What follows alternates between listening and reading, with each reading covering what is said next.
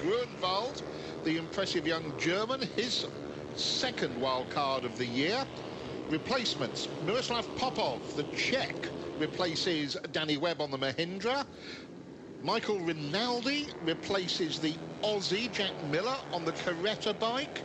Wanalive, the vastly experienced Spaniard, KTM's test rider, replaces the banned Nicky Io on the TT Motion Events KTM.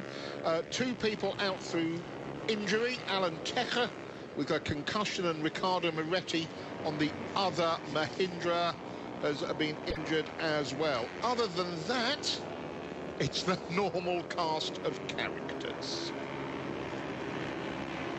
So, can Maverick Vinales close the championship gap down? Sandro Cortese it is that leads by 29 points with Vinales in second. Can we say it's a two-horse race, or will Luis Salom get himself another victory and put himself in the frame?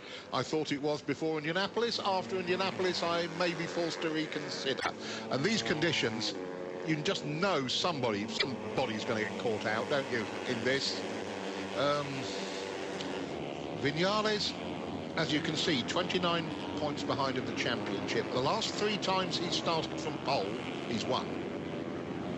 Finished 6th place here last year, did Maverick Vinales. Sandro Cortese, on the other hand, actually won his first ever Grand Prix in Brno 2011. He likes it around here, and you have to say that if he can finish on the podium again for this round, it's looking very good indeed for the German. Yes, indeed. I mean, it's protecting the lead, isn't it? But we have a Honda rider against a KTM rider. Vinales says some new chassis parts here that have just made the bike even easier and more comfortable to ride. And you look at that right-hander at the bottom of the hill, where they start coming up horsepower hill, the S's. Vinales, easy and in an armchair. Cortese, nervous and twitchy. Valentino and Claudio Corti just on the edge of the pit wall, ready for the start of this Moto3 race. And for those of you wondering, Danny Kent will be starting on the 3rd row in 9th place. Oh, someone coming into the pit lane. Is that one of the JHK Leglise bikes? No, it's not. It's the wild card. Is that? No, that's the Ioda bike, Pontone. Basically, they've run out of engines, so they're having to put a new engine in pretty much every round, which means he has to start from pit lane. Ah, there we go. That answers that. Maverick Vinales lines up on pole position. Cortese second, Zulfahmi Khairuddin third. On the 2nd row, Antonelli, Salom, Faubel, followed by Kornfeil, the Czech Republic Hope, Rins and Danny Kent. 19 laps for the Moto3 coming up. The red lights go out. It's a good start from Sandro Cortese and Luis Salom. Antonelli got away well. Zulfahmi Khairuddin has got the inside line. Now look at them all filtering down to that dry line on the outside, and it's Khairuddin who's going to get the whole shot into turn 1. Lightweight Malaysian rider, brave into turn 1. Kent had a good start, Folger didn't. Somebody's been pushed down onto the wet. Khairuddin has shot out like a bolt. Look at that lead. He's got already ahead of Cortese. It's Maverick Vinales 3rd. It's one of the Estrella Galicia in 4th. I believe that must be Rins. It should be on qualifying. It is. Folger just behind him, and here comes Efren Vasquez around the outside. Oh, the slippery stuff. Brave from the guy from the Basque Country, and he's up the inside of 2 or 3 of them. Shoves Rins out the way on the right. Mind you, from the Basque Country, he should be used to driving on wet roads. How very true.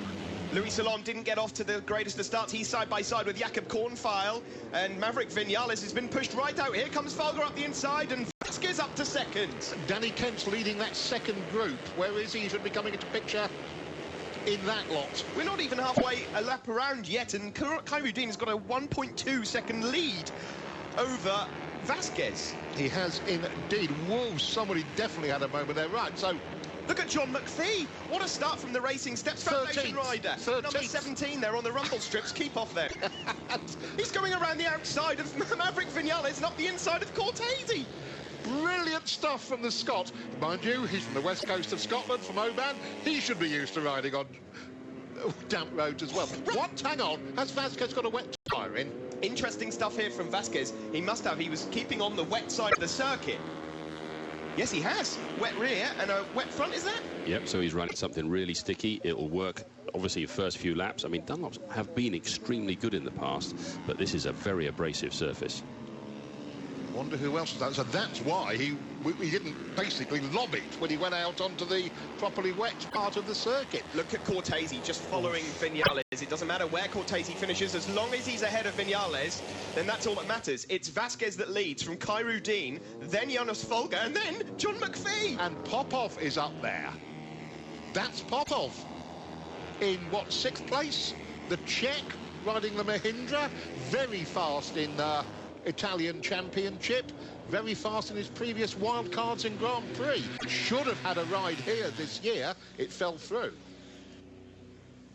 Right, the latest on the weather is that there's some more rain coming up from Austria, which is obviously to our south, but it looks like it's going to go slightly to the east of Brno, so those on wets could be a bit of a nasty surprise. Which would be mainly the man leading this race now, Efren Vasquez. You wonder what tyres John McPhee's gone for. He's managed to... What a first lap that was. Vasquez it is that leads from Khairuddin. Folger closing in now in 3rd. Then there's a gap. There's the Racing Steps Foundation Honda of McPhee up just ahead of the 2 Czech riders, Kornfeil and Popov. So McPhee is 4th in front of the 2 local men, having started from 19th.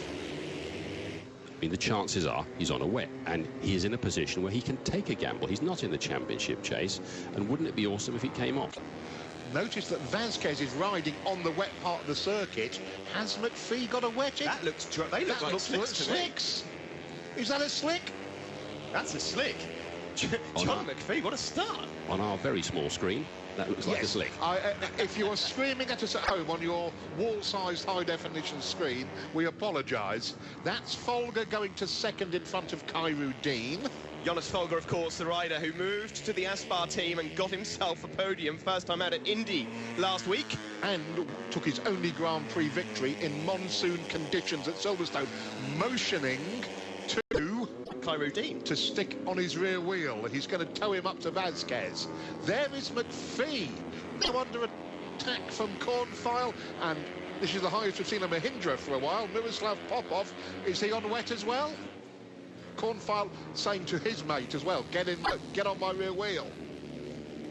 Well, very strange first lap. As for the championship protagonist, Vinales 7th. Is that...